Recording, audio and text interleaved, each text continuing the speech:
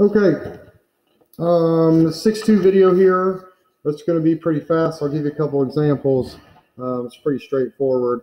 This is multiplying and dividing radicals, okay? First of all, let this be known. You have to have the same type of radicals to be able to multiply them together, okay? So you have to have like square roots times other square roots, or you have to have third roots times other third roots. Same thing with division. You can not multiply a square root times a third root. It just doesn't work out, okay? Or you cannot multiply a third root times a fourth root, okay? This just doesn't work out. So when you're multiplying radicals, let's start very easy, okay? Let's say I had 2 radical 5 times 3 radical 10, okay? You just want to multiply inside times insides, outside times outside. So outside 2 times 3 gives me a new outside coefficient of 6. Radical 5 times 10 is 50.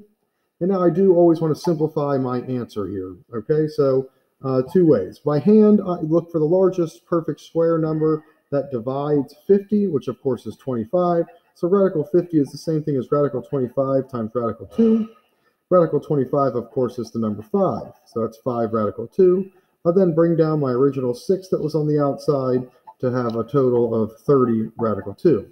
If I want to use my calculator to simplify radical 50, remember I go to my y equals button and type that number into my y equals. I divide by x squared because it's a square root. If it was a cube root, I would divide by x cubed. If it was a fourth root, I would divide by x to the fourth, and so on. I then go to my table and look for the largest x value that has a whole number y value, which you can see is 5 radical 2. Okay? To get a little bit harder, we can start with something like this. Of course, there might be variables in here. So I have 3 square root 6x squared y to the fourth times 4 radical, let's say 5x to the third y to the sixth. Outsides, 3 times 4 is 12. Radical 6 times 5 is 30. X squared times x to the third is x to the fifth, because when I multiply radicals, I add them together. Y to the fourth times y to the sixth is y to the 10th. Okay, I'll go to my calculator here and see if I can reduce radical 30. So I take 30 and divide it by x squared. I go to my table. I don't see any way to reduce that, so I've got 12 radical. The 30 cannot be reduced. I now say how many x squareds are in x to the fifth? There are 2 x squareds with 1 left over. How many x squareds are in y to the 10th? There are 5. So that would be done. Okay, so multiply first, simplify last. Okay, now when dividing, it's the same thing. You want to divide your numbers, and then this time when you see division, you'll subtract your exponents that are attached to your variable. So let me just start really simple here, okay? Let's say radical 10 divided by radical 2. That, of course, is radical 5. 10 divided by 2. Insides divide by insides.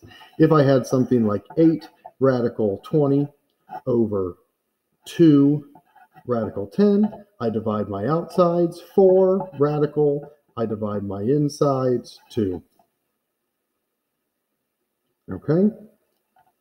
Now, when I have variables involved, so for instance, if I had 20 radical 10 x to the 8th y squared over 2 radical 5 x to the 5th y. Then my new outside number, 20 divided by 2 is 10. Radical 10 divided by 5 is 2. X to the... Now, this time when I see division, I subtract these exponents. X to the third, y. And now I'll simplify this. I can't simplify the 2. How many x squareds are in x to the third? 1, with a remaining 1 still in there, and still my y. So I know that's short and sweet. We'll work on this Monday as well. Okay, when I get back, we'll shore these things up in class. I'll try to do a little in-person teaching for you to answer all the questions you have. But that's the gist of it. I think you can get started on a 6-2 worksheet and be fine for tomorrow. All right? So I'll see you on Monday.